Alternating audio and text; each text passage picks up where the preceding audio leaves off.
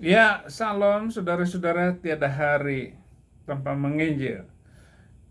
Saya senang bongkar-bongkar ini ayat, saudara-saudara, bahwa saya ini terus diajak oleh kaum Ba'lawi untuk masuk kembali di dalam agama itu, saudara-saudara. Saya bilang ya nggak mau lah.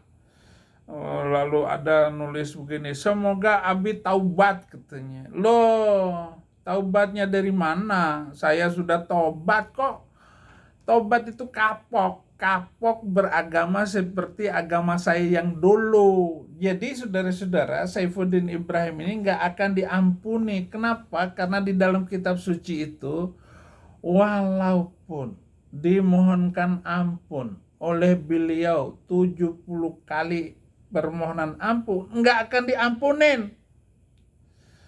Nah, di surat ke-9 ayat 79, sababun nuzul menerangkan sebab turunnya ayat ini diantaranya ialah yang dinukilkan oleh Wahidi dalam kitab Asbabun Nuzul oleh Al-Bazzar dari Abu Hurairah. Ia berkata, Rasulullah telah bersabda, bersedekahlah kamu, sesungguhnya aku akan mengirimkan satu pasukan untuk pergi memelangi di perang Tabuk. Maka datanglah Abdurrahman bin Auf menghadap Rasulullah lalu berkata, ya Rasulullah, aku ada 4.000 dinar yang 2.000 aku sedekahkan sebagai pinjamanku kepada Tuhan dan 2.000 dinar lagi untuk belanja rumah tanggaku. Nah, itu Abdurrahman bin Auf ini memang kaya. SAW menjawab, semoga Allah memberimu berkah atas pemberianmu itu dan memberi berkat pula terhadap yang engkau tinggalkan. Kemudian datang lagi seorang dari kaum Ansar yang mempunyai 2 gantang kurma seraya berkata, SAW, saya ada mempunyai 2 gantang kurma, yang 1 gantang aku sedekahkan dan 1 gantang lagi untuk keluargaku. Menyaksikan itu, orang-orang munafik mengejek supaya katanya Abdurrahman bin Auf hanya mau memberikan sedekahnya karena riak saja, sedangkan yang memberikan 1 gantang kurma mereka mengejek dengan kata Allah dan Rasul tidak memerlukan yang segantang itu. Maka turunlah ayat ini begitu. Bagaimana terhadap orang-orang yang mukmin, patuh dan cinta? Wah, kita nggak mengerti. Apalagi sekarang baru diejek aja bahwa zakatnya mereka itu hanya 2%. Sedangkan orang Kristen itu perpuluhan, 10% dari harta kekayaannya itu diserahkan kepada Rasulullah, kepada Yesus untuk kepentingan gereja, padahal orang-orang mukmin hanya memberikan sedikit itu dalam hati dengan ikhlas. Nah, saudara-saudara, saya nggak percaya kalau itu terjadi.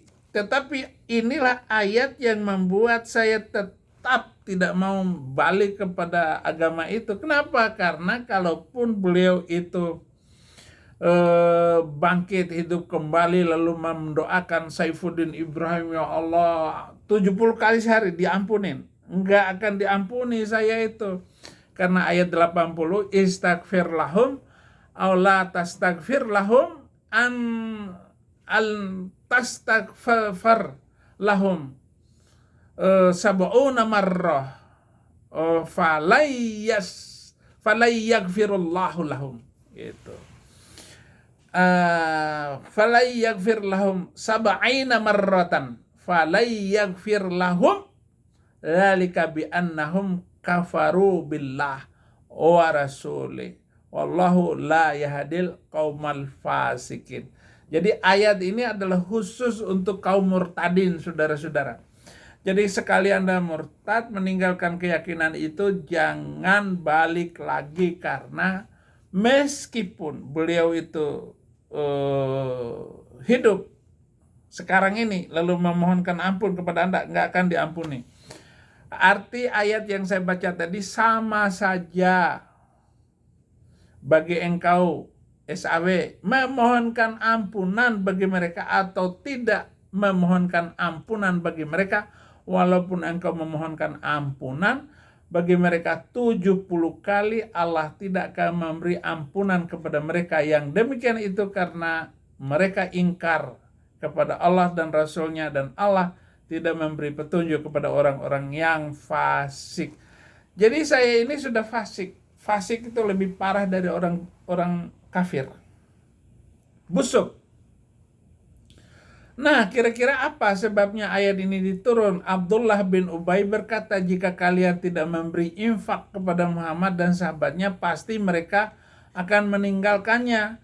Abdullah berkata, orang yang mulia pasti mengusir yang lemah. Maka Allah turunkan, kamu memohonkan ampunan atau tidak untuk mereka. Rasul bersabda, aku akan lebihkan 70 kali. Maka Allah turunkan, sama saja bagi mereka, kamu mohonkan ampun atau tidak, maka tidak akan diampuni. Tidak akan diampuni.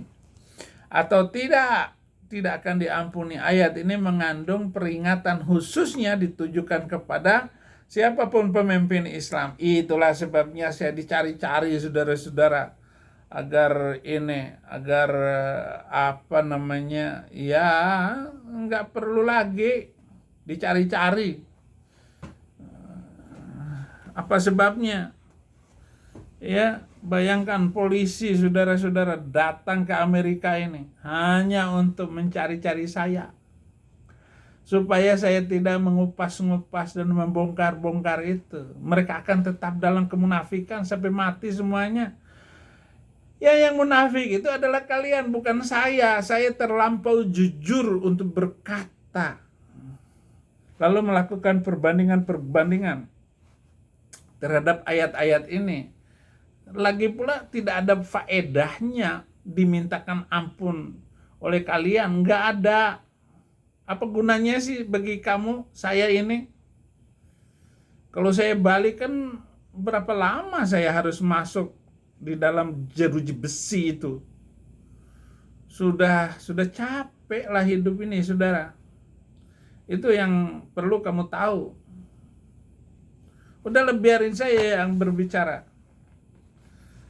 Jangan lapor-laporin saya. Ini kan sebentar lagi umur saya itu sudah cukup matang untuk terus berbicara yang benar. Haleluya, saudara-saudara. Sehingga apapun yang Anda inginkan dari saya ya percuma juga. Berapa uang yang Anda keluarkan? Udahlah, kalian bangun aja satu jembatan untuk saya itu, yaitu Shiratal Mustaqim.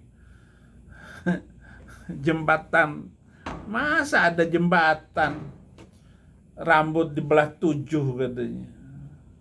Aneh. Jembatan kok rambut dibelah 7. Melewati neraka. Enggak masuk akal.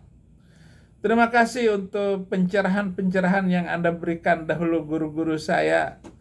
Ya, teman-teman saya, terima kasih atas kebersamaan ketika kita kuliah masing-masing ya.